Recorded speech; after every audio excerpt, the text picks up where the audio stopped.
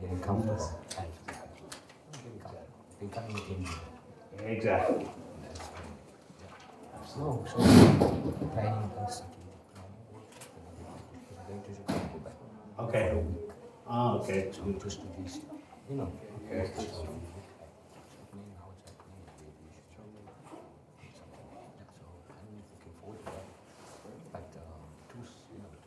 Organizing, doing stuff like that. Not be on holiday. Right. So I get to meet you again.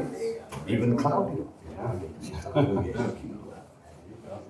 I dreamt of this. It's like, it's a dream that,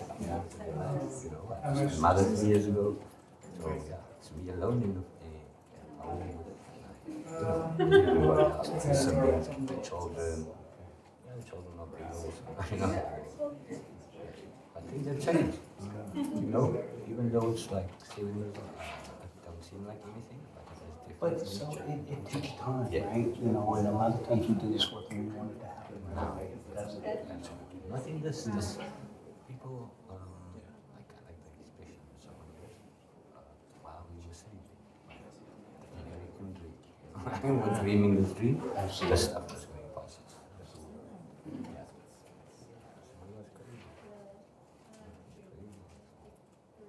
Yeah, I got this from some lady that I know is teaching in Harvard. Okay. This is another, I know you always like to wear in Cleveland, You know, you get your bunch of hats. Yeah, I mean, I've got that. That's My brother, the younger brother, he's like, you should take some of his hats. It's like, you know, and I'm telling you, you don't know the story. You don't know the story, so I'm trying to also capture what's happening. It wasn't too long ago. You know people's stories, like, because when you come to South Africa, they don't tell. Well, Money's so, like 19 times worse. Yeah, I feel like sexual workers' rights.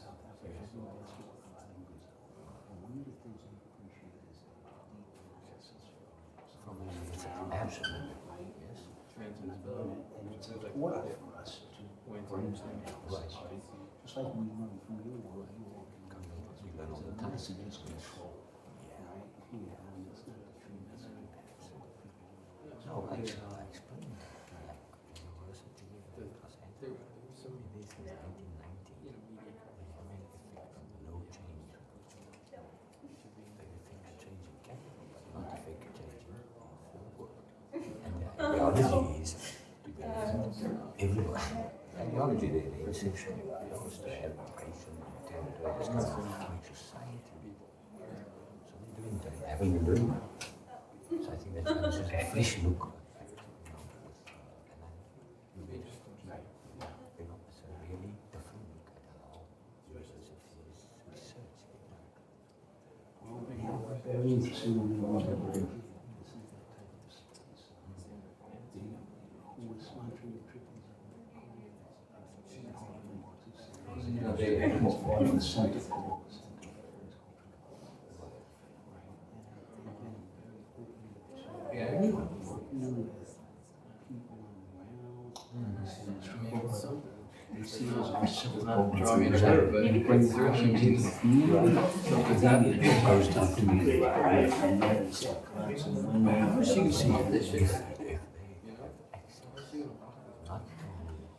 Not to change to middle class, that actually do understand, but they don't have it. They're getting the cutting and pasting of stuff that has been done. And that level of from the don't say from the community, but the community in South Africa is getting that message. So they're not getting the message from the people. So that is the thing. So there's this also, like now saying there's a radio station. Daily views. That's it. Anti-Eviction campaign, because the people who run it, they start the Anti-Eviction campaign. Actually, they do show up. So this is what I said, we must come and talk about any things happen. So I suggest that we have at least twice a week a national conversation, and then maybe once a week an international conversation. How, what's the time? It's different in different states that are farmers. But where you are, from New York. From New York, 7 or 6 weeks. The time.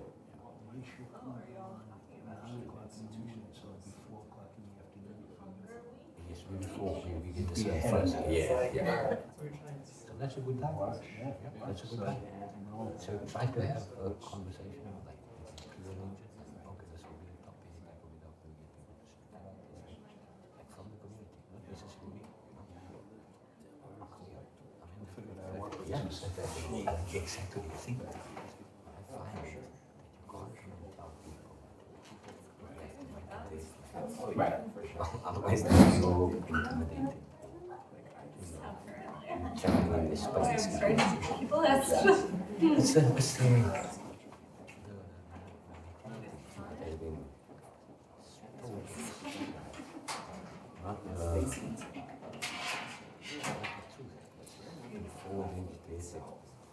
nothing in it for us. Just try to create our own. I'm aware of this. For the sake of This isn't the space. It's exactly the same. There's nothing new. It's only the NGOs are taking up the space. That you should be working, they operate in that space because they have an access. So, yeah, we'll figure out the way out. Okay. We'll see that they are.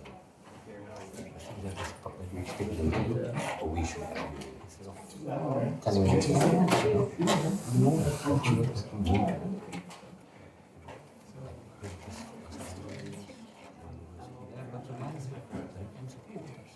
you don't have to go to anybody. You know, there must be a day when this comes to us with proposals. That's the day, you know? That's the day we must work out. Let me just make the announcement since we have a live stream. For folks on the live stream, we're sorry for the delay. We will get started in a couple of minutes. Ashraf Kasim is here from the Western Cape Anti-Eviction Campaign. If you stand by, folks in the room, we will get started as soon as Tucson Lo Sierra gets here. Park in the car. Thank you. Thanks for your patience.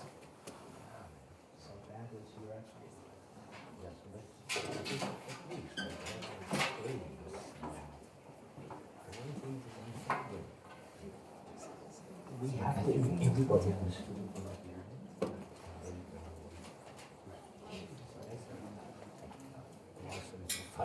Became professional. Yeah. Became professional. It's not like the coldest space.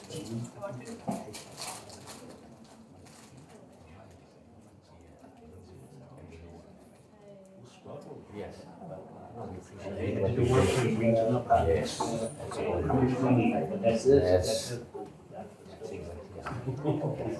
It's like we get back about, finding foundation from London. Okay. Give us some money. And then alcohol meeting at the train station, because we don't have transport. So make sure that everybody is on the train line. At the end of the line is Cape Town Station. Meeting with the community community. And they get the money back. And I thought, no, we're not going to deal with it. Because it means separation. So in the meeting, there were some comments. They didn't try to get much. Yeah. So that's why it's different.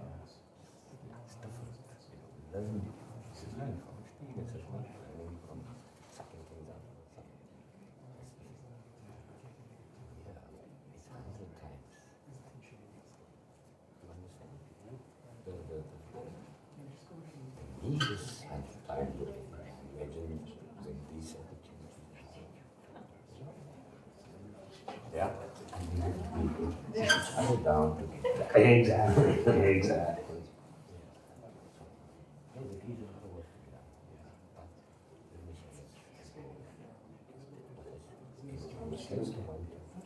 Yeah, she's Because actually, she's in her brother's house. you know what I'm saying? Before that, She's in her brother's house.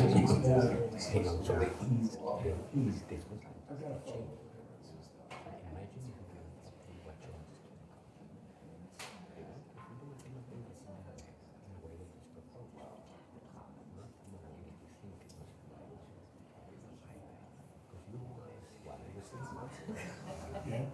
so you have to know in the morning, the after, it takes long to come after Yeah. Usually in the morning. Disappointing where you my expectation was that this is the space where everybody takes to leave. They need a new sound. Like New York. That's Zandvoort.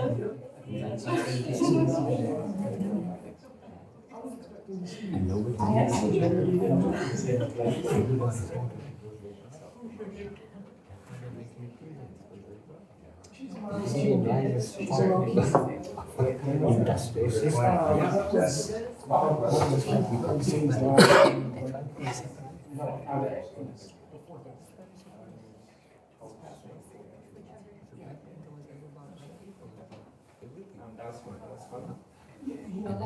I went to the old ladies' place, no shit. just That was cold. the woman that catches everyone in one space. Let me ask you, is it- That we are now living in here.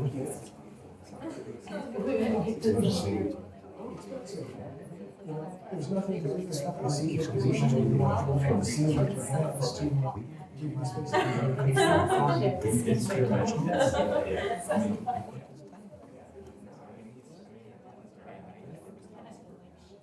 I've never seen any university every person workout is everything has its issues. taking the shit back to one company that was the four of 6 million partners who ruled for 500 years. Raising a 5-year-old. Who ruled the world for 500 years in You know, I righteousness, haven't not seen with this any case. other way than righteousness.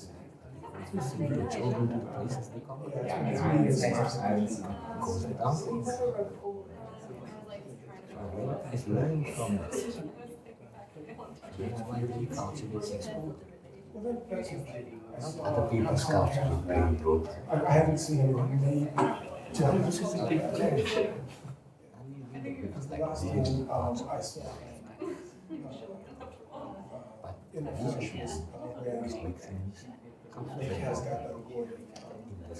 Shoulder. Yeah. Yeah, that shoulder. That was the last time I saw it. nice. And like last time I saw it, When the boys start yeah, so that was okay. So That's a long yes, time in Cape Town. yeah, that was A long time. it's interesting because I heard from the conversation. Writing the opinions Is living that without I can barely believe it. how we need it. They'll drop some reference. Wows to me. This is not happening. It's the only thing that justifies because it's Oh, yeah. He's a well-read book. It's true.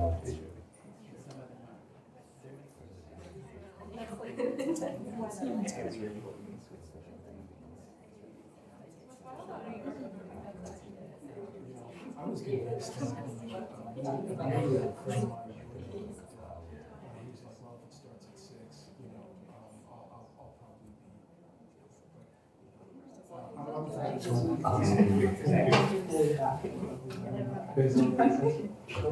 I just sent him a text.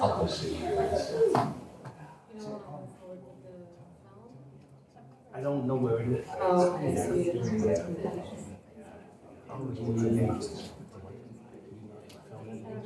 Yes, you can find it. Yes, you can find it on I'm sure.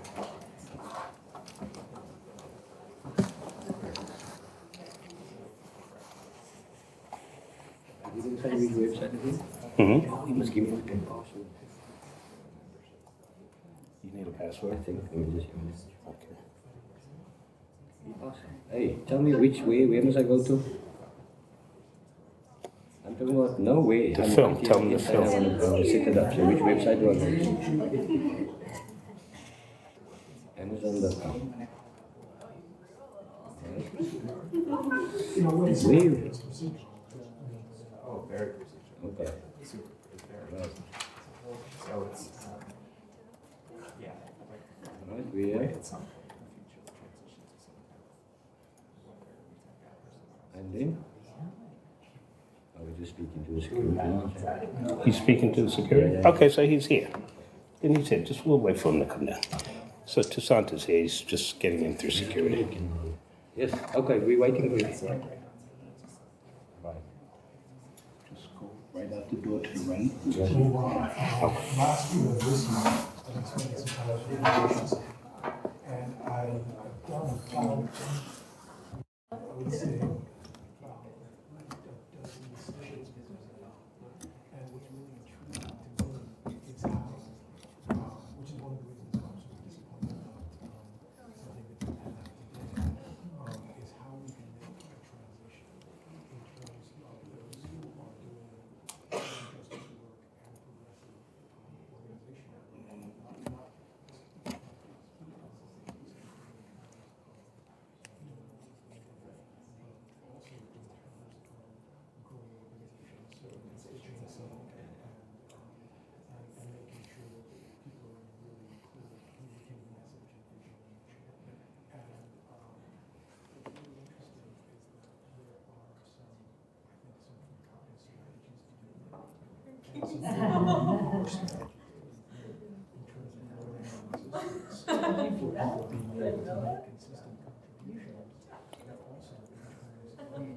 those who are doing justice work and progressive organization. I was just giving it to you to start with. Yeah, I know. It was bad. I should have done Yeah, sorry. it. How long is it? It's we can just show the first like 30 minutes.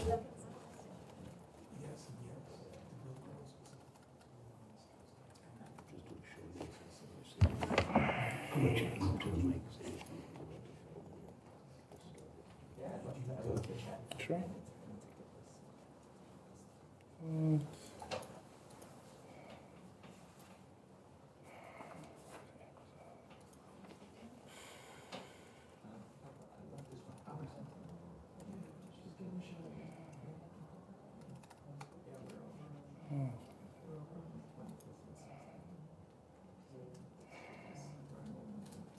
Oh, I just got this the other day. There we go.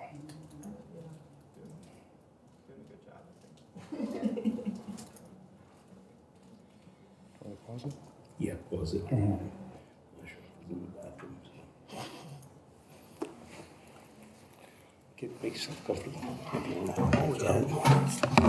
So, this is a longtime friend of mine, Toussaint Losier, and the first person who first introduced Ashraf Kassim to me when I was a member of Picture the Homeless. So we go back a little ways, and which is why upstairs you guys missed it. There was a great bit of hugging by me and Ashraf upstairs, and all the security was looking at it like, this is a strange, gathering, but he's a very spirited gentleman. And, for myself, the work that I was involved in with Take Back the Land was inspired by the Western Cape Anti-Eviction campaign, Ashraf, Avishali. You've all heard me talk a lot about that. So I just want to welcome everybody here and our friends who are watching the live stream around the country and around the world.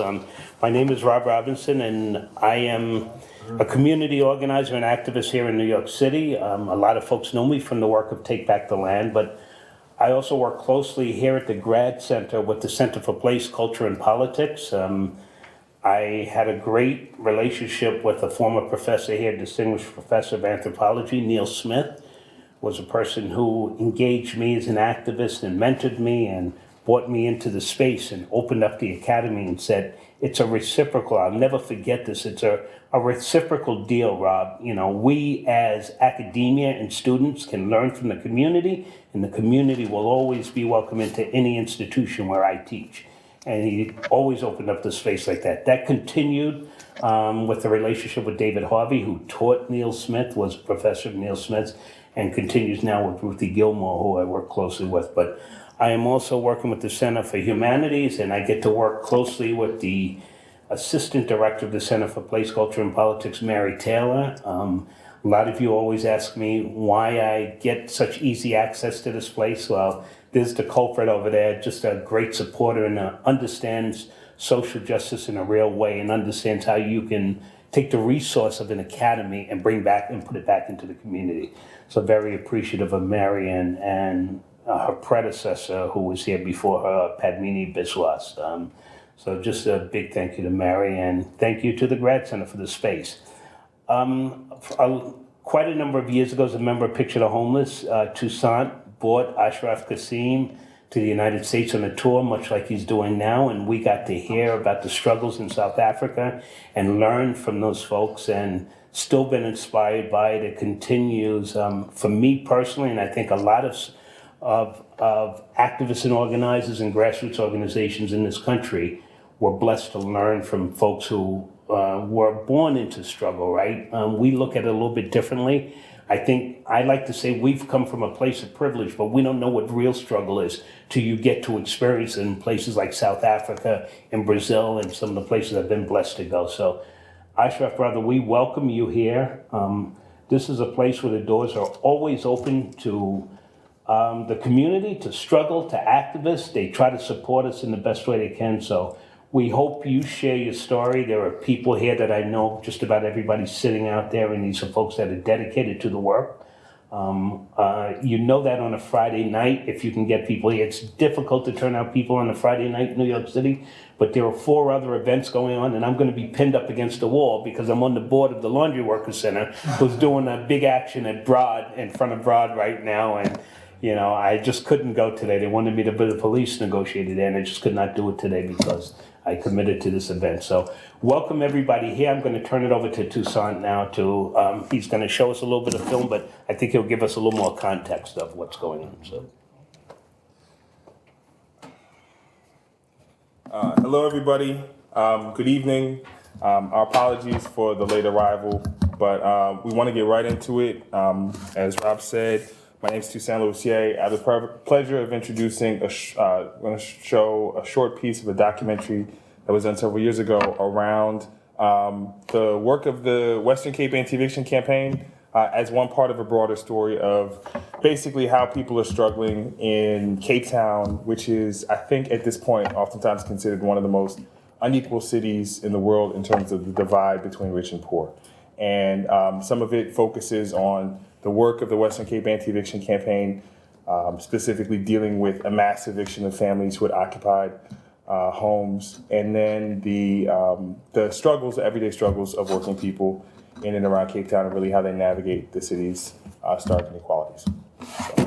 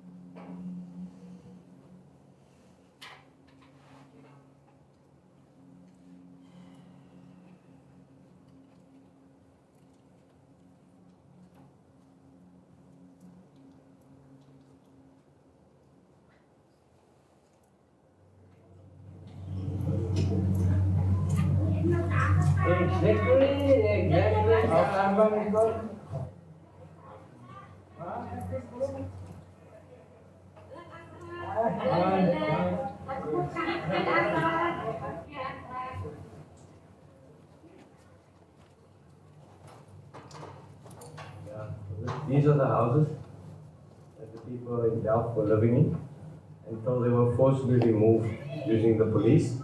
And now people live on the side of the pavement, which is not far. Police arrived about 5:30 in the morning, right? And people were still sleeping, but they were forcing the people out.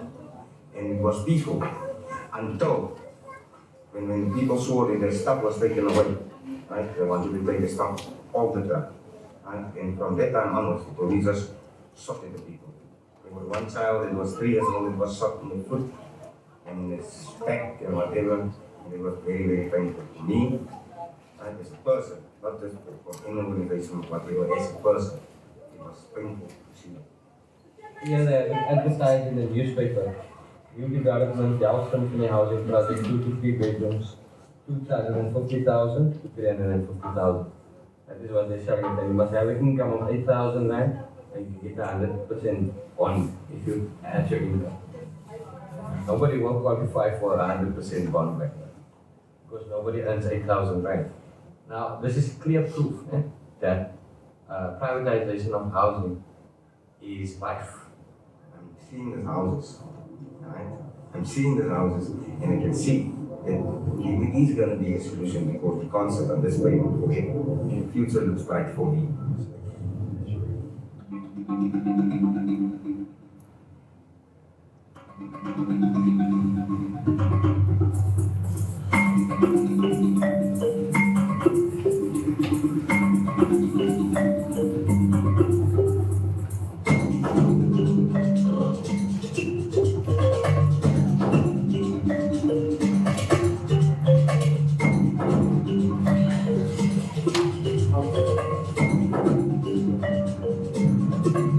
I think the reason why they're doing this is to have a nice presentation when the World Cup comes in 2010. So that tourists, when they come from the airport, they don't have to see the squalor in which people live.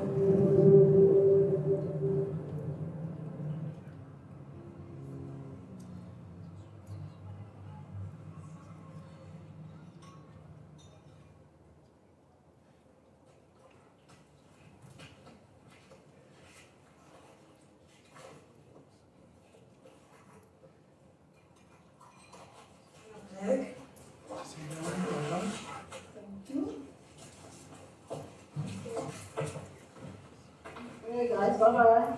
Bye. You are getting late in school.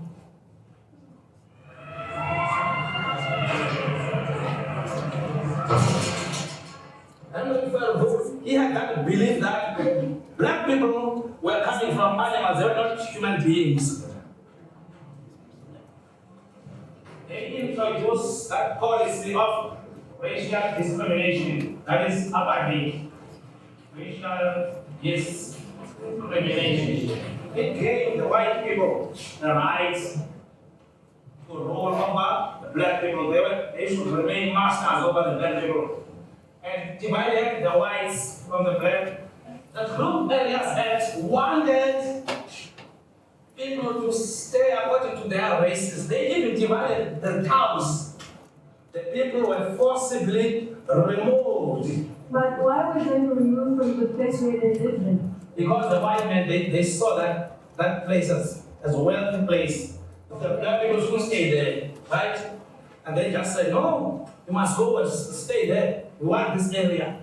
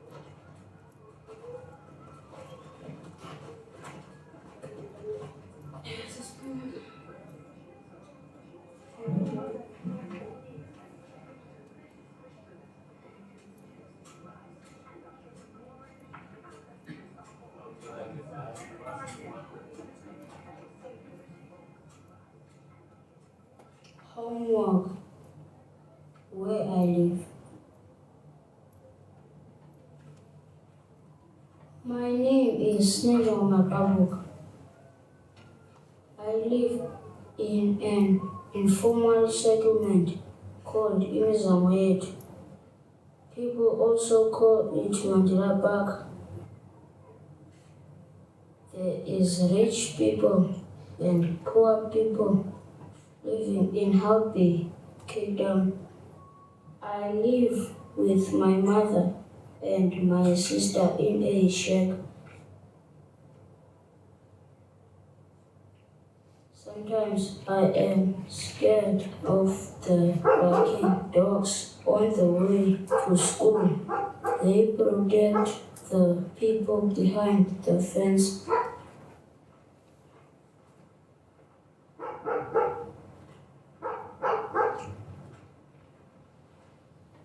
I wish that my mother can find a better job.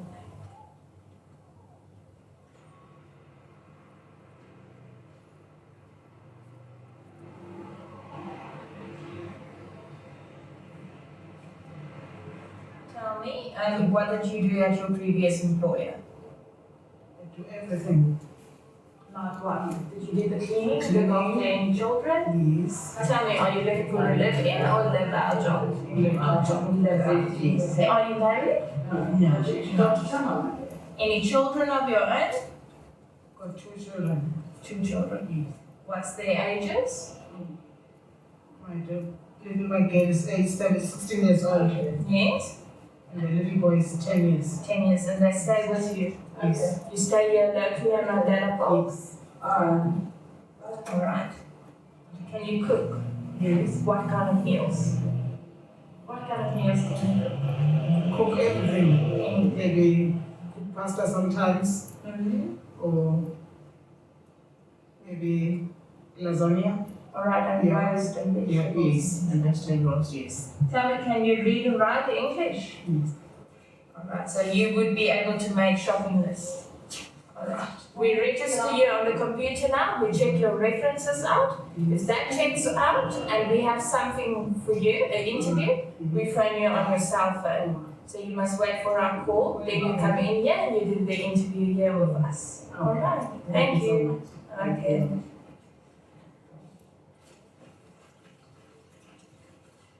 My name is Olisa. I grew up in Eastern Cape. My mother lost her husband in 1977. I grew up without a father. I didn't go to marriage. I don't feel so sad on that time because I didn't love that guy. He's drinking too much.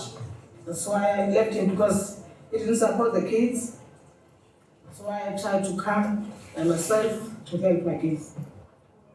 I need to have another job, to have more money, because I'm working now 3 days. I need more. Maybe all my wishes, God can help me to find another job.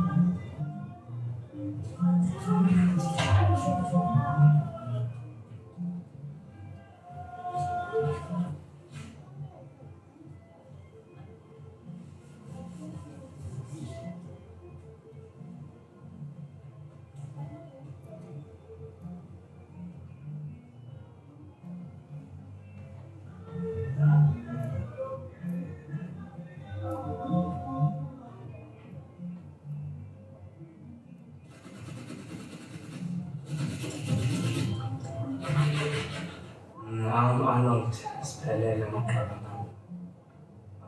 born in 1985. I'm working for Tiplo. I'm working for shift 4 nights. But very difficult just because just taking 12 hours a night, 6 o'clock until 6 o'clock or 5:30 until 5:30 in the morning. Get a salary end of the month. Paying only 1,850 and 200 rand for TH3.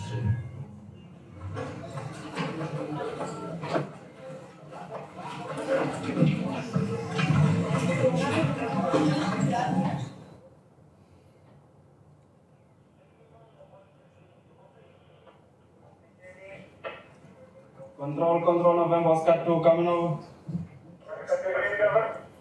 November Oscar 2, Makahalan, Arnold, and Tutu Copy.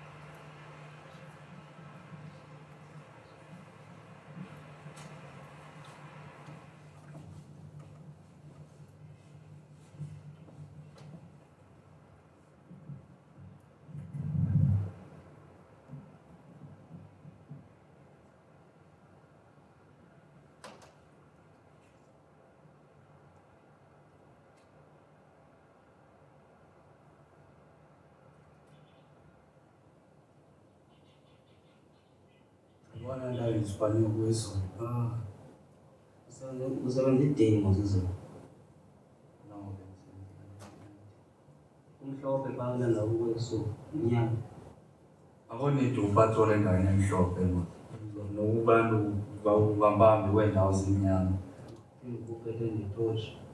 Ithotshi yona izabonisa nekuyibambe kanje kwenzela uba xa usethinzini wenza umntu noba ngakudubula uzawuthatha ngoba okay inoba yabona akwazi nje ubungakanani ubude umsela bambethayo inoba ibambele apha ibambele apha efuna umntu angakwazi ukudubula ebambi ozothekelela olayita laa thotshi othekelela laa thotshi okay laa nto.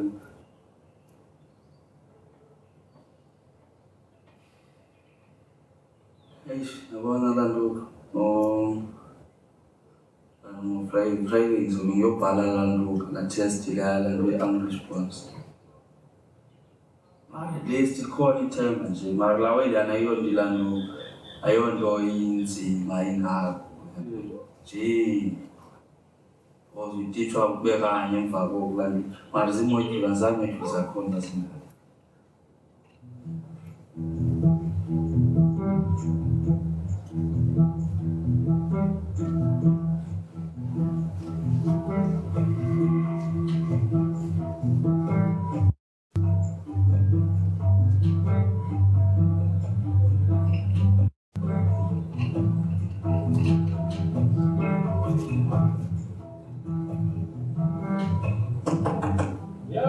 Uzungivuse ngo 4 o'clock ne. Ngizospana. Yeah, ngispana late night shift. Okay, da. Mosh.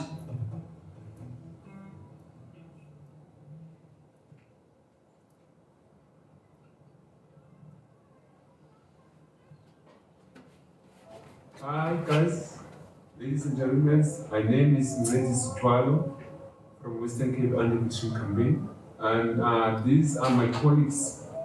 Anti-Eviction Campaign is a movement of poor people. What it does is it protects poor people. And this is a voluntary work that we are doing. We don't get any funds anywhere. We don't affiliate to any political organization. We are only focusing on social issues, like for instance, housing and also water, that basic human right. We're not going to stop until the last citizen in the country is seen as a citizen and not as a number. So we're always going to be there until there's no more poor people. Yes. So what we want to do today is have a very quick workshop. It's not legal, but it's a workshop. You will be able to reconnect water, and you'll also be able to know what's the causes of water colors. This is the meter. You open it up at the bottom so you can get your stomach in there. Right? And then you start opening it. Right? And then you see that this thing loosens up. And then you find this thing inside. Can we go inside and check? Okay, now we can see. Here we go. If you open it, you see now we have water. Right. You can taste it's the same water that you had in there. Right. You can also have some open or. Okay, here we go. Thank you. It's a pleasure. Have a nice. Now you know how to put on someone else's water. Somebody needs to be helped. The Anti-Eviction campaign is an organization started by ordinary people. So that is what we actually do. It's just resist evictions, reconnect water, reconnect electricity, resist repossession of goods for monies owed to the city for water or rent or rates or whatever. Only poor areas.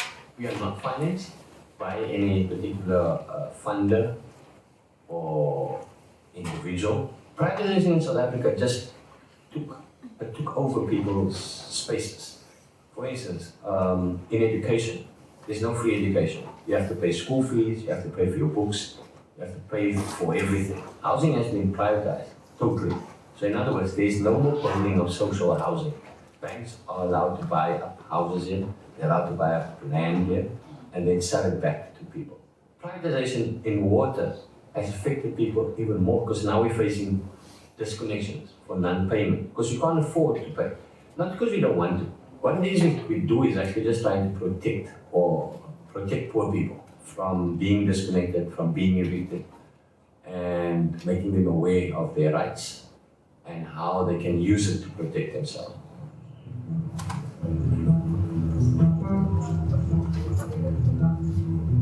You see how District 6 used to look like? Children could run and play and do whatever they want to because they were safe. How was District 6 doing? Because of the government we had, they wanted to make it a white area, Europeans only. That's why they removed the people out of District 6 because we were, the colored people were too near the city and the government didn't want that. They wanted us all to be in the bush, away from the city. This is also an original part of District 6, but because of the freeway that go past here, past us, they didn't bother with us that time. They only did it on the other side of the freeway. Why do they want us to move now? They want to remove us, to flatten this place, demolish, and build luxury flats here. That's why they want to remove us now. Then what will happen to us if we move? We've got no idea, my child. Mama, look how the sun is shining. Yes, I Look how the see. sun is shining here. This is just here, the other side of the boulevard.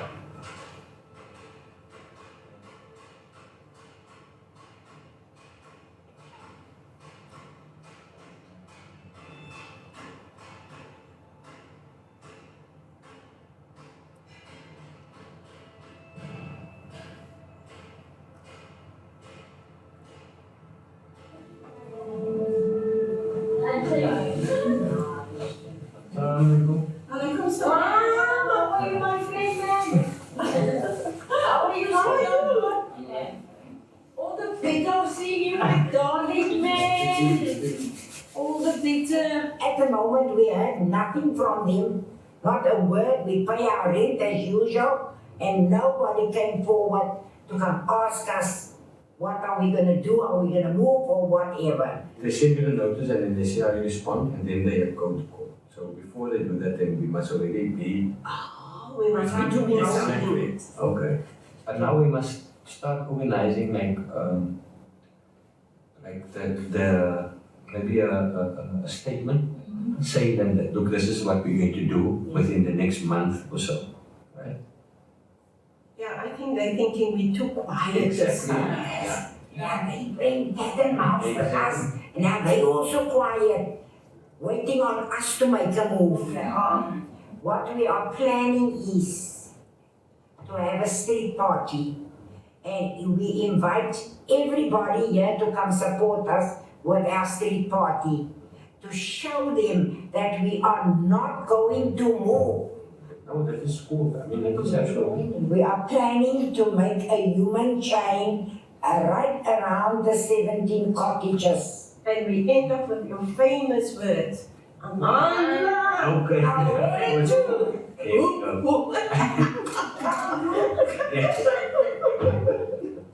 You know how to say that. Yes, that's what we all say, Amanda! Away to! Amanda! Away to!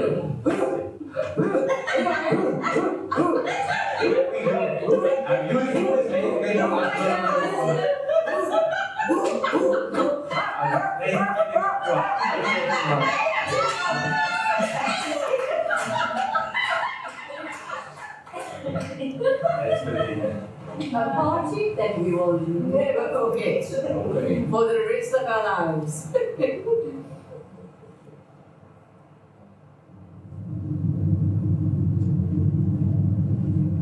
I think it's inside the property. Yeah, it's inside one there. You can turn left. Left. Yeah.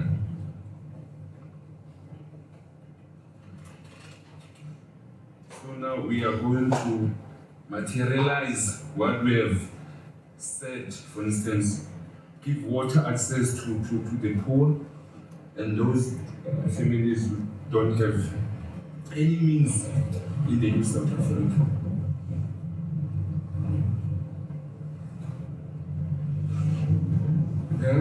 Right.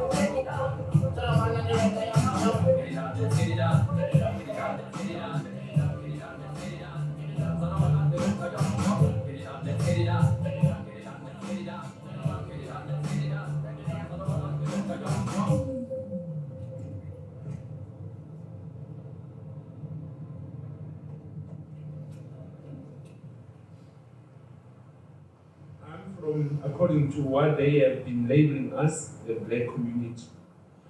And also bear in mind that there's a gap between the black community and the colored community. You know, there's a wide gap, so you can't just go there, you know. Yeah, I would have been classified as Cape Colored. In 1948 it became a law. White people and black people colored people and Indian people and Jews and whoever, they cannot live together anymore. It was forbidden, it was against the law to be seen together even. So to initiate that, they started with this the policy of separated communities. And that move to that spaces, it's still in people's minds today. Like people still look at themselves as colored and as black and as Indian because of, not because they were born into that, but because they were labeled, they were taught to know that. Like your ID document, the last 3 digits of your ID document would declare your race group. So if you had 001, you would be a white. If you had 002, you were Cape colored. If you were 003, you were Cape Malay. If you were 004, you know, as it went down, you were put into different categories. So that was how they separated people in, you know, in law. In our relationship as comrades, we do not identify these, or we do not accept, or we do not acknowledge these different race groups because this will be bad for our work. We carry ourselves with issues because we only come there to assist. That is why we managed to break the barriers between us, we as black, so-called black people, and colored people. We've been united by many issues. We try to break this mold of color. We try to explain to people that you are not colored, you are poor.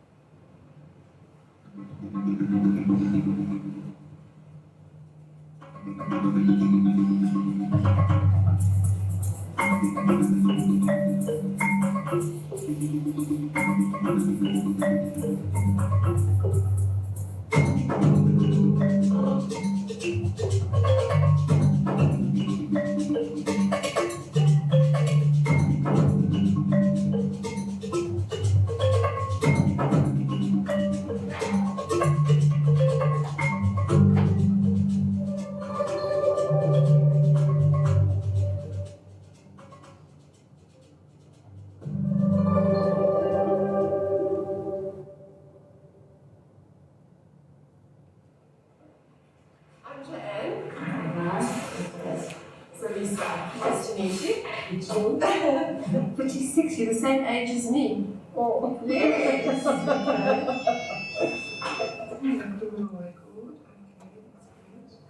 And your wages? It's 100 rand. 100 rand. Yes. Is that what you're getting paid now at the moment? Yeah, my employer has paid me 120. Okay, so you're quite happy with 120? Yes. Okay. That's great. Is there any questions you want to ask me? Nothing. Nothing? You need to ask her if she's got children. Oh, you've got children? No, I've got 2 dogs. Oh, but they're not that far. Not scared of dogs, are you? Let's scared of dogs. No, they're very tame. They like my children. I spoil them rotten. All right.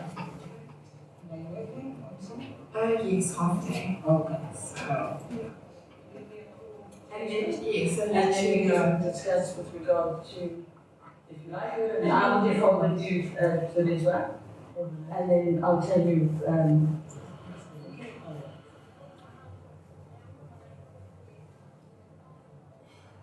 Namhlanje benijani usuku lakho esikoleni? Bemnandi, sahlele group areas banquet. Alright. Njengoba usuku lakho benijani esikoleni namhlanje? Belumnandi, qha yawathi utishela ngosingaphinde sihambe apho kule ndlela emfitshane.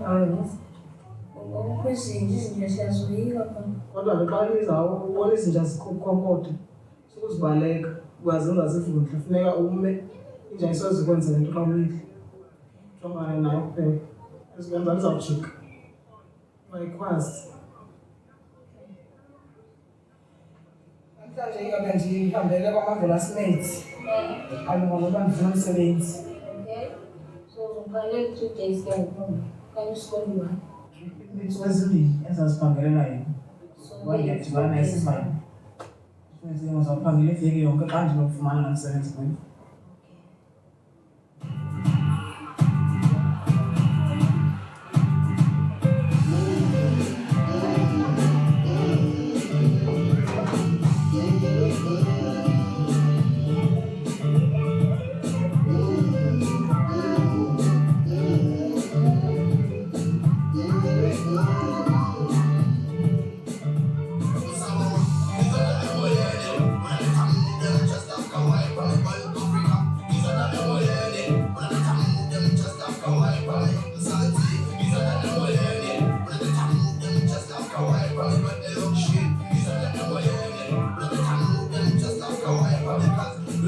All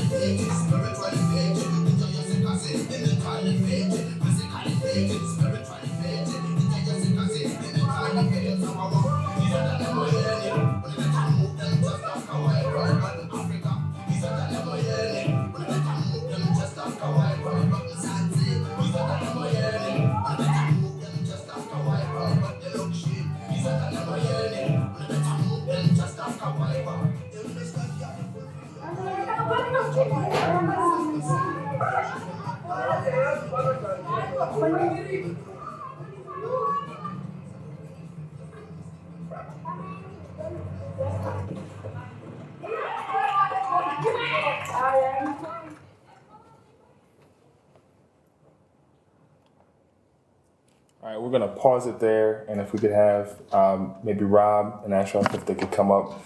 Ashraf, you could introduce yourself again and maybe put the film, or at least a part of it that we saw, in the context of the anti-eviction campaign's work, and we can maybe take it from there. Do we need the mic so can folks hear us? You can hear us? I'm trying to speak. First of all, I don't like to sit in a teacher-student situation. So, I've been told to do this. I'm just being, saving the time. So the movie was made in response to the World Cup, to the 2010 World Cup. So it's in that context that we try to point out neoliberalism and all the effects of it through the work that Anti-Eviction campaign does. You saw it was three different parts, and I'd really like you to see the whole movie because it carries on in the short segments all the time about each one's, the way they work their way through to the spaces, in the spaces that they're in. But let me just introduce myself. My name is Ashraf Kasim. I'm the first chairperson of the Western Cape Anti-Eviction campaign, which is in South Africa, Western Cape, which is, at the time of its initiation was a representation of 15 or more communities. We used to have a chairperson, secretary, and treasurer, like a normal organization. We didn't have a constitution. We got one if we needed one. So what I'm trying to say is that this grew from spontaneous reaction from communities in response. With no lawyers, no education, there was no pathway that we had to resolve our problems with the powers that be. So we resolved it in our communities where the stuff was happening. So you see how we suggest that we enact our rights rather than ask for it. So that is the main way that we would operate, is that we would enact any right we thought we had, not that we had the right, but we thought we had, we would enact it. If the community agrees we have, then that's the right that we will enact. So that's basically how we went about doing the business. It wasn't about getting money to do the business. It wasn't about, we did get funding, like eventually about 300,000 that we gave back because it brought separation in our movement. So it is very important that we do understand and know that. Like for instance, we have two anti-eviction campaign websites. Right, one is from a separate group and one is from what we are trying to do from within our communities. You see the one from the community, there's not really much there on because communities don't know how to tell their story. Right? So the whole purpose of our website is to tell the community stories from their own words. Right? So you see the one that we have is more for information. The one that's there is run from outside of our community. Right? So just so that everybody knows, that's for information and so on and so on. I don't have access to that, just so that everybody knows. Right? Nevertheless, so what we are trying to say is that NGOs, what we've always been trying to say, is that NGOs, they are the Trojan horses of neoliberalism. 501c3s, that's what it will be in your situation. They have access to funding. Like in South Africa, our NGOs, or 501c3s, as you know, they have access to 9.2 billion rand a year. And nothing, you will see that if you go to South Africa, there's nothing happening in our community, and we have many NGOs. Right? What we say is we do not want to be workshop, because once you workshop, you understand it, and you start blaming yourself. So we do not want to be workshop, right?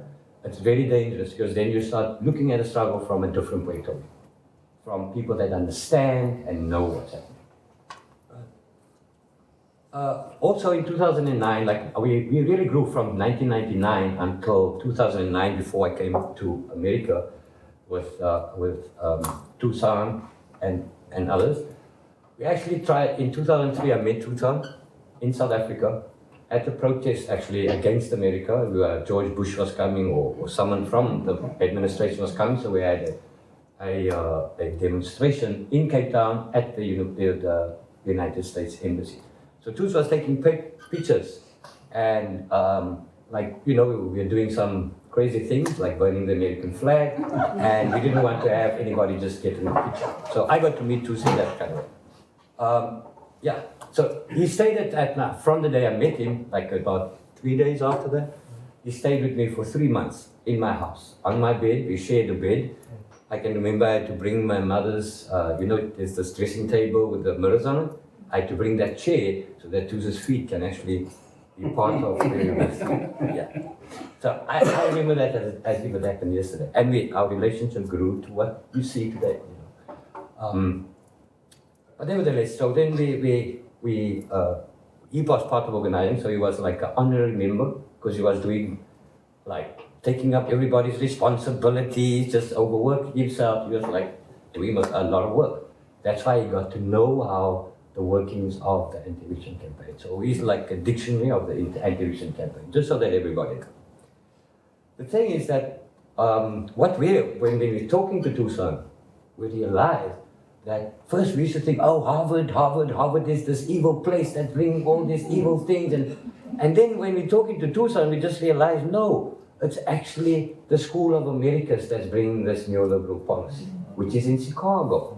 So that brought us, we spent 4 years trying to make that happen. Right? Trying to actually make myself get to America and actually tell them that at the University of Chicago. And we did that. We started the Anti-Eviction campaign from that space. In Cabrini Green, next to the Golden Mile or whatever you call it, right? Gold Coast, right? Yeah. So we started the Anti-Eviction campaign right from there. We tried to introduce it into different places, but no, I don't think America was ready for it. At least the people that was aiming to participate in struggle wasn't ready. I don't think they're even ready now because they don't. Anyway, let me not go there. Let me just get to it. I am, right. Then I met Tucson. We came here. We did a tour of about 13 different states, Baltimore and 6 cities. We had like a day or two in one place. I can remember meeting Claudio. I'll never forget how we spent the whole night talking and and we found that there's too much commonalities. We're talking about phrases that we use. I can remember. Yeah, and he taught me some phrases in Spanish that is exactly the same as phrases that we use in South Africa. So, maybe you want to say the one that you remember, the one that I asked you about, There's many. Yes, the one. Okay, so let's say it. The tongue that doesn't have a bone. Right. So, no tengo pelos en la lengua. For sure. So that is that's exactly it. So we're trying to describe policies, trying to say what angels are doing. The tongue can say anything, but doing the thing is a different thing. So we're trying to get people to do, enact, not ask or workshop or, trying to enact their rights. And this is the space that it should be happening. Because in New York was the first place that the policy was implemented. Giuliani was the police chief at that time. And he wrote a report, you have all departments that write reports. Then he had to explain why there was, I think, 3 presidents vote in 1 year. And, he had to explain the effects of that. How policing, the budgets were crazy for the year 1977, if people can remember, the same year Pinochet replaced Allende. So that was like a project that was happening through the Chicago School, the School of Americas. Like, if Chicagoans don't even know that that school is there, that's so crazy for me. But nevertheless, we came and we went through it, and we were hoping that in South Africa we are dealing with the poor, but this poor is very powerful. So we suggested that we come where the head is, like give everybody here the responsibility to remove the head.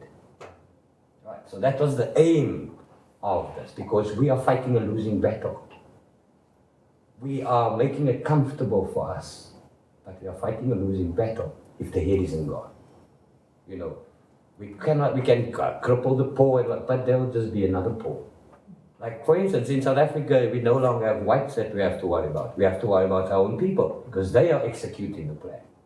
Right?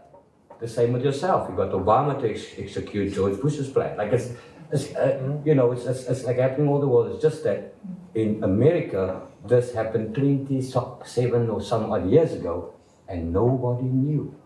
Everybody's only realizing it now as we speak. That this is actually, there's research that has been done in universities here for hundreds of years, but all that has only benefited the rich. It has never brought nothing to the poor. So that's why we don't accept this intellectual knowledge, this academics that promote this kind of thinking. That, you know, like economic department at the university do not know there's alternative economics. We exist, as poor people we exist. We have an economic system in our communities, but it hasn't even been looked at, as an idea. So we are saying, let's look at alternative ways rather than accept this that we have. Now, Milton Friedman, he was the one that said, if you don't have a policy, this is the one that's going to work. And that's exactly what's happening, because everybody's not coming up with alternatives. They are following what there is. In South Africa, our laws are supposed to be changing. Our lawyers are not doing that. They're following the law as it is. That's why we are not being able to bring help. They do a procedure thing on you. This is what we can. Can we get you a date? If you talk about eviction, the best I can do for you is 3 months. In the anti-eviction campaign, 3 months is what we take to have a march, to plan a march. To keep a person in the house, we do that all the time. There are people in court now for 3 years, 2 years, you know. So without the professionals, without academia, without NGOs, with people doing it for themselves. So what we realize is that we can't operate where they are, which means you can't go to Starbucks, you can't drink Coca-Cola, you can't participate in their world. So where we are is in the crevices in their world, alongside it. We enjoy Coca-Cola, we enjoy Starbucks, we enjoy all this stuff.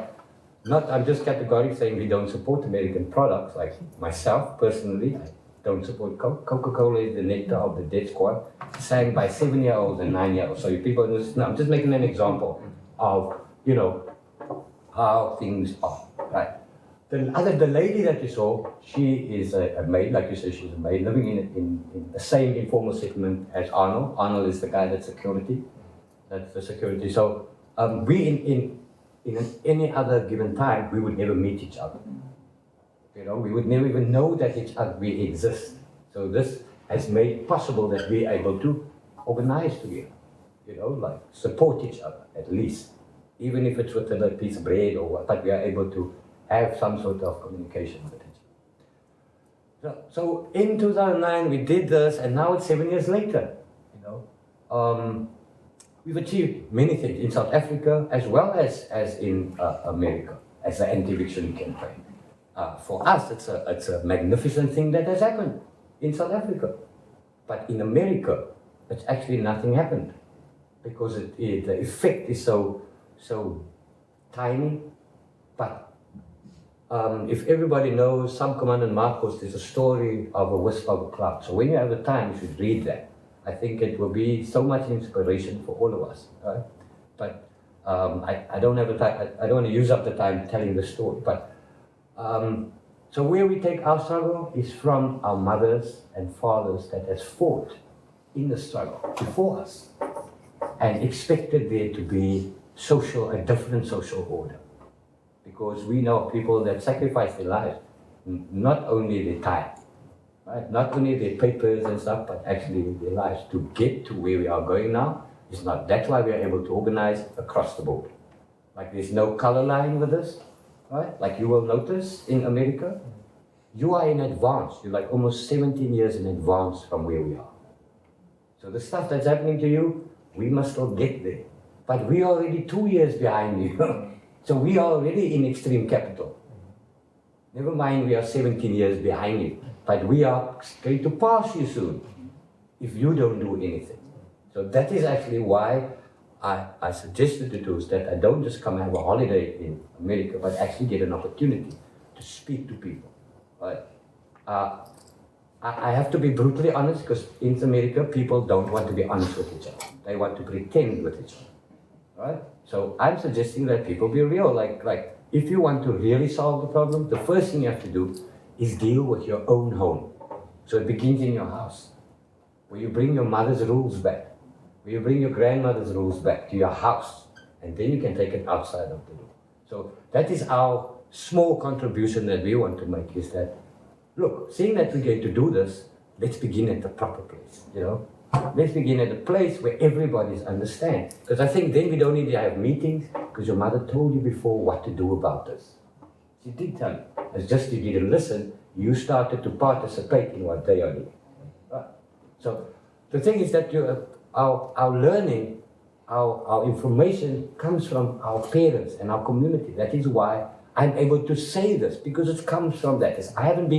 I'm 40 some odd years, and I haven't been to university. I couldn't afford it. When I got to matric, which is secondary school, that was it. But I'm able to articulate like any person in the room. You understand? And this, because I'm coming from the community. I'm not coming from a university or institution, or from the community. So they have taught me what I know. Not in a setup like, learning teaching. Like we are right now. Like we are right now, yeah. But I also explained that in the anti-eviction campaign, like in America, it's the vehicle for change. It could be used for the vehicle for change rather, because what we say in South Africa, we are the spoons and the knives and the forks. Why we describe ourselves as that is because we say everything for everyone, nothing for ourselves. We say color things, religious things, we work that out, but let's get to do the job that needs to be done. Right. So that's our small contribution, and I'm hoping to have many questions because, like in the anti-eviction campaign, we don't like to talk too much. Ashraf, I'm so appreciative of you, brother, from the time that I met you, that open honesty that you bring. And I think you just laid something out very clearly for me. I've been often saying lately that we are a selfish society here in America. We think about self and we don't think about family, even sometimes, much less community, we don't think about family. And until that set of values change, we will gain nothing. Right? It's something that we all have to take a step back. Sometimes we get caught up in this work, right? Oh, we're doing the good work, we're fighting all of the fires. But if you were to take a step back and reflect and look in the mirror and say, am I doing this the right way? Am I creating community? If you're true to self and true to your people, you're gonna say, oh, hell no, I gotta take a step back. So we've appreciated learning from you. I think there are some things here, there's a history here, right? 300 years of history of oppression and repression against a certain group of people, class of people that it takes a long time to unpack. And I've been blessed to travel to different places around the world. I've been spending a lot of time in Brazil working with Afro-Brazilians. And something you said earlier, and I just said this to the Brazilian people in July. You said to us that you are 17 years behind, but one thing I've learned from traveling around the world, policies created here are packaged and shipped around the world. Because if they make this shit work here, they'll make it work anywhere, right? So the blessing that these types of relationships bring is to be able to have dialogues and conversations like this and say, listen, this is what's coming. We've experienced this, right? We've done it here with Giuliani's police chief leaving here, going to LA, right? And get on the phone to our brothers and sisters in LA. Look, this is what this dude brings, man. Right? Be prepared. Same thing up in Houston, Massachusetts also. So, these types of exchanges and what we've learned from you all is powerful. And, I would say you'll never stop learning. So we appreciate the analysis that you bring. I can't speak for everybody in this room, but I appreciate the critical analysis from a lens outside of this country, because I've had folks from Berlin, and Mary and I have been in spaces where an activist from Berlin came and said the same thing you said to me when we were talking privately. Y'all don't talk to one another. Y'all are fighting the same thing, but you don't talk to one another, right? I so appreciate that analysis, because that's real, right? And that's a crystal clear lens as you're looking through that and giving that analysis from. So as Ashraf said, it's not about us. It's about a dialogue and having some conversation here. So we'd love to interact with folks here, and folks, if you could, if you have something to say, just introduce yourself to Ashraf, get comfortable. He's a people person, likes to know who he's talking to. We had a little dance, like I said, upstairs, and I'm sure he'll dance with you all in the future if you get to know him, because he'll be back here. So I'd love to get some questions from you guys. Anybody? If not, I want to go into the water thing a little bit, and we'll come back to it. We're struggling in water, access to water, in the wealthiest country in the world right now, Ashraf, big time. I just came back from talking to folks in Philadelphia. They're trying to put forth legislation around water affordability because they're denying poor people access to water. We need access, we need water to sustain life. Very clear, why you did it. And we've learned those tactics. We know the folks who can turn it on, right? Michigan Welfare Rights, I met them as the water ladies. Big plumbing wrenches on the show. They turn it on, we turn it on, honey. So we've learned those strategies. But in the end, I wonder how it's perceived in Cape Town, what is happening here. I don't know how much you know about the water struggles. Detroit's going through, you're in Chicago, Flint is, people are being fed poison water. So I'd just be interested in hearing your thoughts. That's that. So in 1989, the ANC sold us out. They changed the policy of nationalization to one of extreme privatization in a private meeting in France while there was Codesa happening in South Africa. In 1993, a year before elections, Alec Owen, the Trade and Industry Minister, he put South Africa on the New York Stock Exchange as a Republic of South Africa. You will see it, you must check it out. So anyway, it's on the stock exchange since 1993. They then met with the World Bank, traded, so they sold South Africa to the world. So our water is owned by a French company, Lemieux de E, and together with Group 5, which is a construction company in South Africa, they form Water Sanitation South Africa. Right. So we pay water on a rising scale. For instance, if you use a kiloliter, you'll be charged $2.25 a liter, right? If you use more than a certain amount of kiloliters, then it doubles to 5 rand. And then when you use another kiloliter, then it goes to 10 rand. So the scale in poor communities starts at 4, now it's probably 4 rand. Okay, last month it was 3, because it changes from time to time. So it's 3 rand 25, so the rate starts at 3 rand 25. Now if someone is living in Constantia or Wynberg, which is a more affluent area, their rate will start at 63 cents. Right. So that's the housing. What is happening now is that there's 7 different kind of prepaid water meters now being put into people's places. What is a prepaid water? A prepaid water meter is like a bank card. So first, you take your bank card, you go with some money and you go to the shop and you buy 10 rands water. When you come back to your house, you swipe the card in the prepaid water, now you have access to 10 rands worth of water. Now, there's a free amount, right? Which is about 2 baths. What do you call 2 baths? Yeah? A bathtub. A bathtub, yeah. 2 bathtubs. So if 2 people bath, no water for the day. Then you have to wait till 7 o'clock the next morning. So that's the prepaid water meter. Right. There's 7 different types actually that they have introduced. There's 7 BE companies they formed so that they can be this prepaid water meter. Right. So what's been happening as the anti-eviction campaign, obviously we are resisting. So for instance, we will chase the people away who comes to read the meter, or we try to claim our area from the city of Cape Town. So how this works in water is that the city of Cape Town is supposed to be the service provider, the water department is supposed to be the service provider, and now you have a private company collecting. So we have a private collecting agency. So all three of them will send you letters for monies owed. Right? All three different things. So, nevertheless, for instance, personally, I live in my mother's house that my mother lived for 32 years. Right? She's passed away for 3 years. What kind of housing? So it's a semi-detached house. What kind of housing? Oh, it's like social housing, rented housing. Right? So you pay rent to the state. Okay. Right. And so, right now, my water is at R500,000, right, which is something like 25,000. I think 25.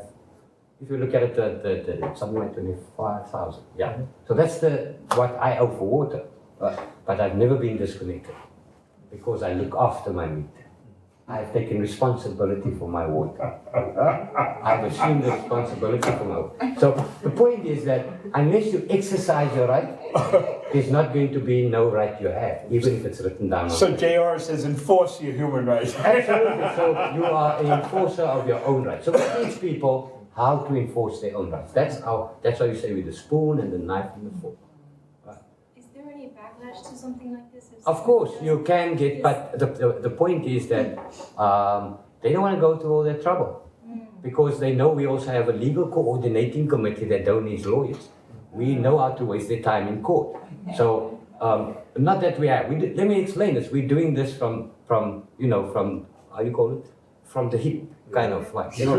We shooting from the hip, guys. So it's not like, for instance, I'm the chairperson of this legal coordinating committee. We call it the Campaign for the Recognition of a Fundamental Right to a Home. And we call it especially a long name because in court, the attorneys and advocates, they can't do it like I do. So immediately they're embarrassed. They turn colors. I've seen this happening. So it's important, the strategies that we use. We can operate in this space, but it must be in the crevices. So there's a million things you can do. You just need to work it out. Right. There are spaces to operate. There are. Nothing is closed. There's always a space to operate. Oh, can you say something just real quick on the water thing about the water war? Okay, in my community, actually, we had a water war for about 6 months, right? Where we would it's like 2002. Yes, where we would just reconnect our water. The police with the army would cover our roads to make the water department come cut our water. So we actually didn't allow them in anymore. So it was like burning tires, and I'm sure there's some pictures that can show that, you probably don't have time to do it. But we barricaded our community and only allowed people in who lived there. So for 6 months we had what they were calling the water wars. Just to have water. Not to own the water, we didn't want to own it, we just wanted to have it.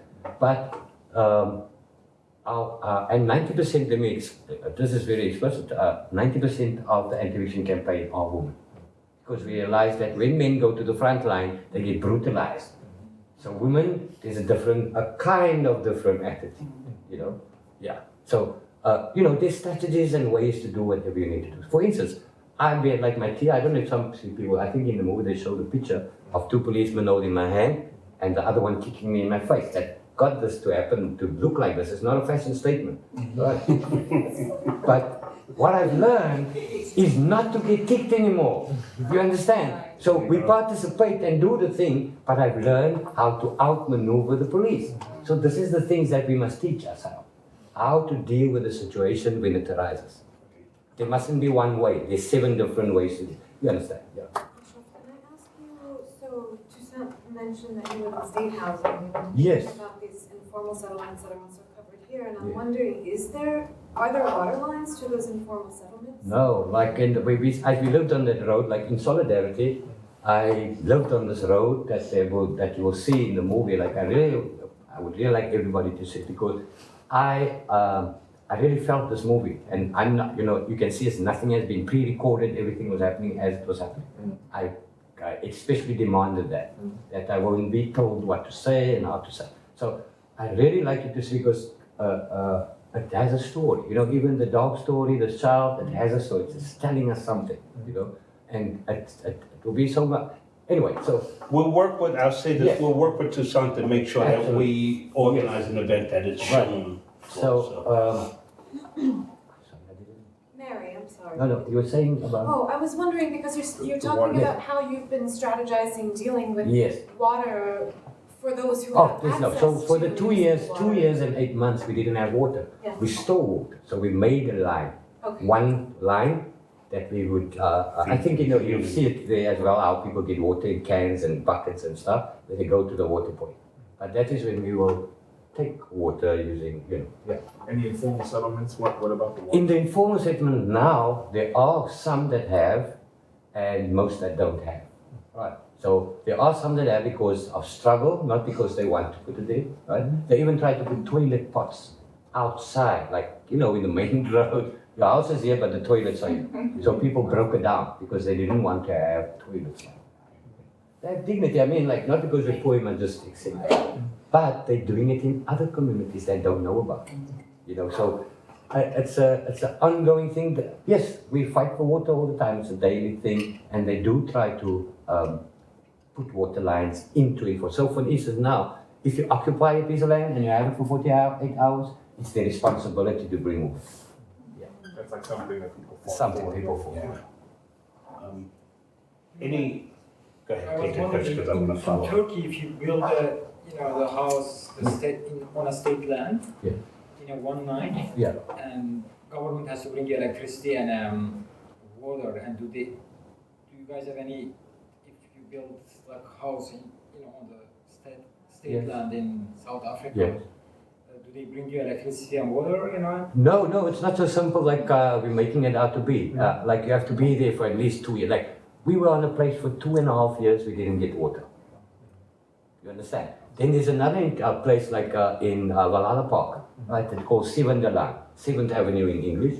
Like Sevendalaan is a program on TV that's like a soap opera. So like a soap opera that the women like to watch, right? So they call this informal settlement that they occupy land, Sevendalaan.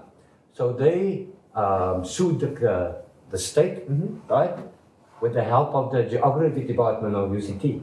Actually, a person there, not the department, but the person in that department, we used that space, right, to effect this application, right? And then they won in court. So then the state had to bring water and electricity. So we use that as a precedent for occupations. You understand? In law, this is how they do this thing. Right? So that's why we are expecting that these NGOs and these academics, that is the things that they can do, that we can't afford. Because when you go to court, it's like money. We, like in the Anti-Eviction campaign, we're using a law from 2002 that's able to get back property that was attached or auctioned since 1996. But for each case, we need 40,000 rand. So we can't do that. Right. So like for this year, we did 3. Because the people that could, they sold their cars, they sold their stuff to get the money that can pay for this. They still owe the lawyers, as a matter of fact. Does it answer your question? Yeah. What about legal help? How is it easy for you guys to access legal help? It's not easy at all. Like there's one lawyer that we work with, that's Mr. Parker, right? That's the only lawyer that even listens to us. We go to legal aid department, they can't help us. They do a procedure thing with us, right? They do the process, like I said, 3 months. That's what we can do, right? Mr. Parker, why is different? Because he don't act like a lawyer. He follows instructions. So he follows the instructions that we are given. He don't do his thing as an attorney. Yeah. So what about, so what we're seeing here in the States supporting us in our communities are young folks who are coming out of law school that are thinking about public interest law and thinking about the community. There's no cadre of folks like there this? is something like that, but this is how it happens. If you try to associate yourself with the struggle, there's a limited amount of work that you do. Right. So you can. What they do is they say, yes, we can help you. If the police has assaulted you, we can help you to claim money. And you can pay us afterwards. That's the kind of cases they will take, where you are claiming monies and they can benefit from. But evictions, like there's an eviction that just like on Friday, Thursday there was an eviction last week. I was here obviously. But there was an eviction Thursday, so they were outside for 2 days before we got to put them back. We tried to get a lawyer to come, the lawyer's not listening. The people are still in the house, but now we have to protect that. Right, protect it. So now we're trying to get a lawyer. We don't have a lawyer because I'm not there to make it possible with Mr. Parker, who is the only lawyer that is able to do that. You understand? So it's very complicated, and we know that if we had lawyers, we probably have more activities than we actually do have now. You know, we're thinking in terms of if there's a lawyer at the police station that spends the day there, that is ordered by us to stay there and collect all these people that get arrested every day. That can prevent a lot of different things happening. Because when you go to jail in South Africa, you fall into the system. You get affected. You really get affected by that experience of it. Because it's survival of a different nature. Right? So policies created in the U.S. are shipped around the world. Absolutely. We have two prisons that is semi-private. One in Goodwood in Cape Town and one in Johannesburg. Right. The biggest one that is almost that's going to probably be privatized is Westville, which is in KwaZulu-Natal. Yeah. It's a massive prison. Yeah. But so there's a lot of things that's happening there that already happened here. That's what I'm saying. We're just doing the same things that you guys are doing in policy, not listening to the people, doing whatever. And we have the best constitution in the world. Like in papers, when we describe that, we say that is tourist legislation. Now we are able to say that, not lawyers. In our papers, we can say that because we are lay people. But lawyers, they will get debarred if they say that's tourist legislation. But we are able to say that because that's exactly what it is. For instance, you will have more right than me in my own road. Yeah. And I was wondering, are you collaborating any religious movements in South Africa? Yes, you see, There are Sufi community there, like there are some, no, in South Africa we have many new churches going up. So in my road, there's 3 churches opposite each other, and they don't participate in struggle. They collect money. It's like it's I heard a term here where they say, preacher what? Oh, like just the preacher who's out for money? Yeah, the preacher's just like doing the collection of the 10% and so on and so on, envelopes going around. There's 3 churches. There's literally a church. This is the road. There's a church there, and there's another one right here. Right. And they're not participating in our community struggle. Like, there's a person in my road. Every month, he gives soup to the people. Not one of the churches even do that. You understand? So, what I'm saying is people are doing it for themselves. There's no help from no one. No one is trying to help them. They are trying to survive themselves.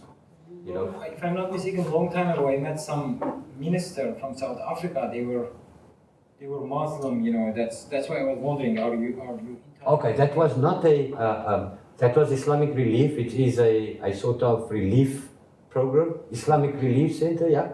So it was an Islamic organization that helped us when they were not supposed to be helping us. You must remember they weren't supposed to help us.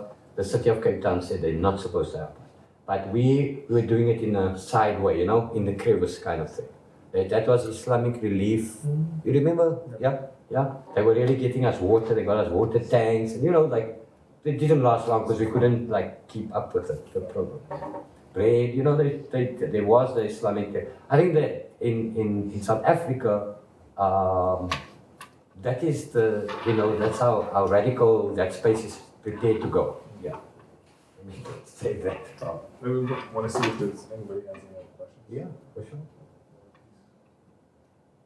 Another question, but I'll leave this I wanted to ask you more about this receiving the funding and getting it back, and Okay. kind of what went down Right. among No. you guys. And Thank you how for asking. Thank you for asking. Yeah. So we had for a year meeting for 1 year. I can remember, like I could say 11 months and 19 days. I can remember it was up and down with this funder because they wanted to give it to us, and we had to do all this different reporting and stuff. So for a year, we refused. And then they came and said, okay, you don't have to do the report. We'll figure that out. Right. So then we accepted because it was for us to operate. That's what we need. We need for our coordinators to operate, to be able to do the thing. Right. So that's what we asked for. And we do not have this, not for programs and programs, we don't want to have programs. There's NGOs that have programs. We don't want to do it. We want to empower ourselves to be able to share the information and the actions that we need to be doing. So we asked for that specific purpose. Then when we had our community meetings, there was then leaders in communities that were then suggesting, I need 1,000 rand, we have a program in the community, and so that brought separation, right? Where the communities saw money and they thought it was for that. So sometimes communities not even in struggle, but because they had a representative on our body that we have, right? They also wanted to have they weren't coordinators, but they were chairpersons maybe in the communities or so on, right? So they also wanted to have some of them. And our money, we would have a meet.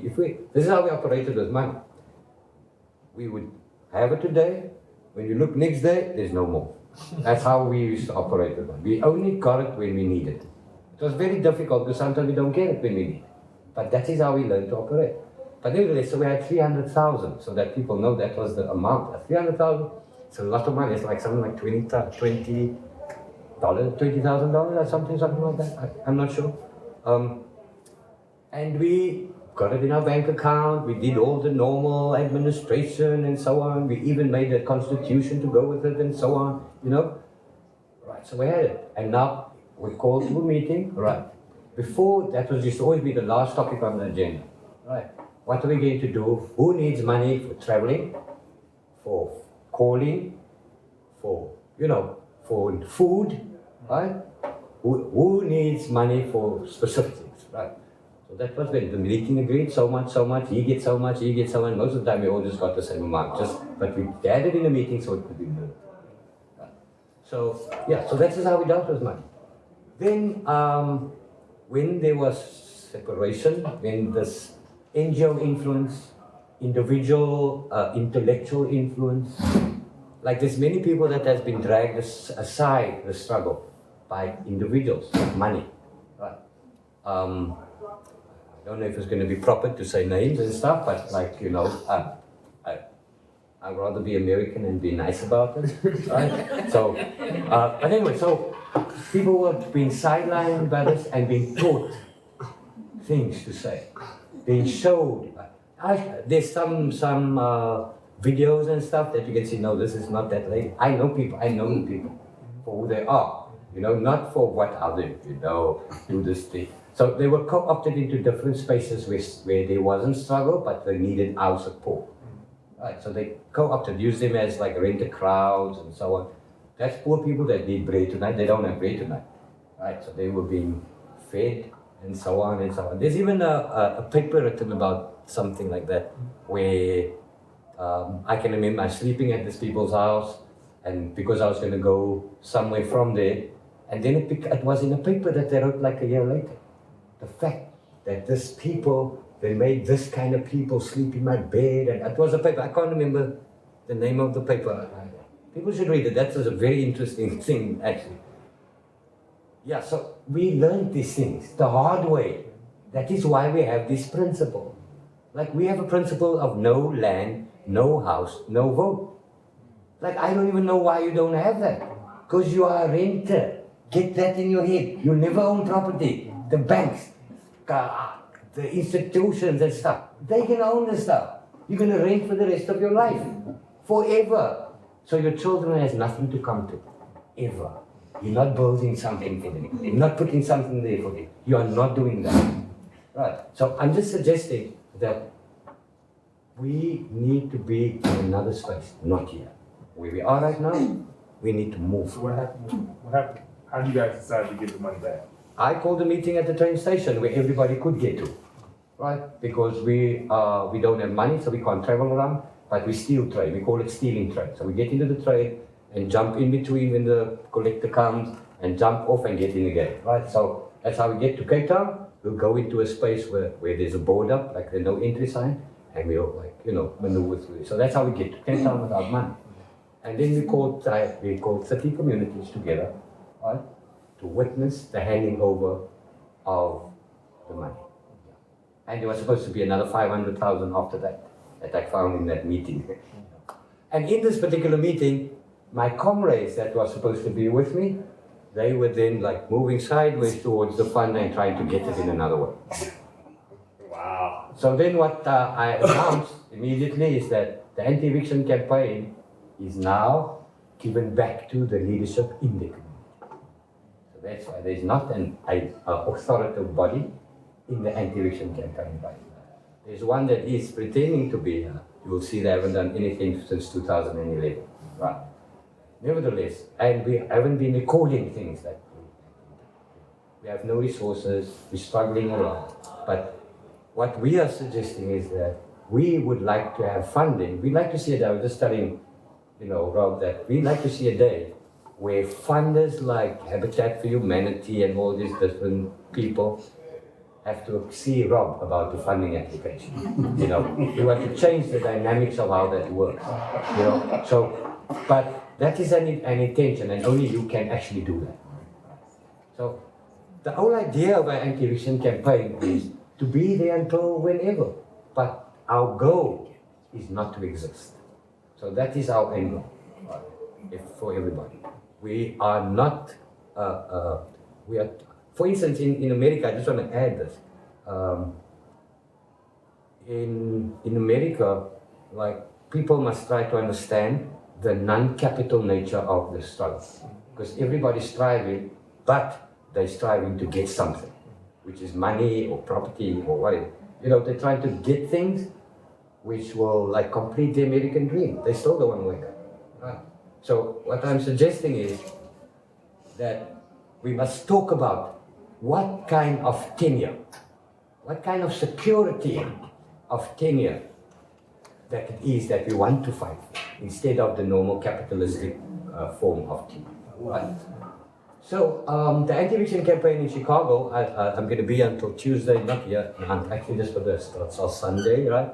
I'm hoping to be in somebody's place until Sunday, but then I go back to Chicago. Actually, I go back to Massachusetts first, to UMass, also to do something similar, and then go back to Chicago to regroup the Chicago anti-eviction campaign and try to come up with a strategies and tactics for the way forward.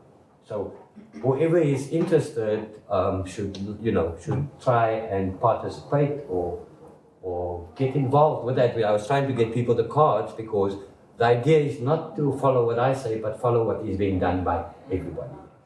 Right. So that's just it. Sorry about that. We'll take this final question and we'll probably have to wrap it up.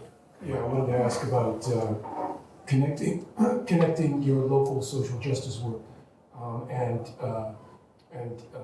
acting on your rights to this notion of putting pressure on the government from the outside in terms of living up to the Universal Declaration of Human Rights. Right.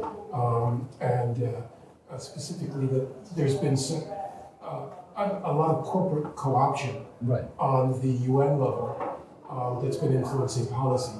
So I wanted to hear you talk about some more about NGOs being the thin edge of the wedge in terms of I call it the Ngo Industrial Complex as one of the strategies for sort of getting neoliberal policy into both community and government. Sort of where you're at with that, what you've observed, what you've seen. I think I spoke about that earlier, right? But what I can repeat, what I was saying is like in our attitude is that space is weak. We don't call it the thin edge of the blade of neoliberalism. What we call it is the Trojan horse of neoliberalism. So we're saying that NGOs, 501(c)(3)s, as you understand it, they bring the policy closer to home. And they make us accept it. It becomes acceptable. Because you're talking to adults, you're not talking to children, right? So adults take responsibility. It's not that we don't want to pay. It's not that we don't want, we don't want to just live for free. We want closure. We want, so NGOs are not doing their job. They're not even here. They're taking the money. In South Africa, they have access to 9.2 billion rand for a year. That's for the year of funding.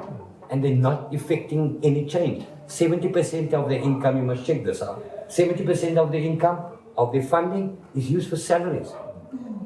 10% is used for administration. The other 10% is used for equipment and stuff and cars and petrol. Less than 7% is actually brought to our communities. And that's a good one. That's one of the better ones that will be bringing that to our community. So what I'm trying to say is that they are not helping and they don't have a pathway. They've been influenced by research.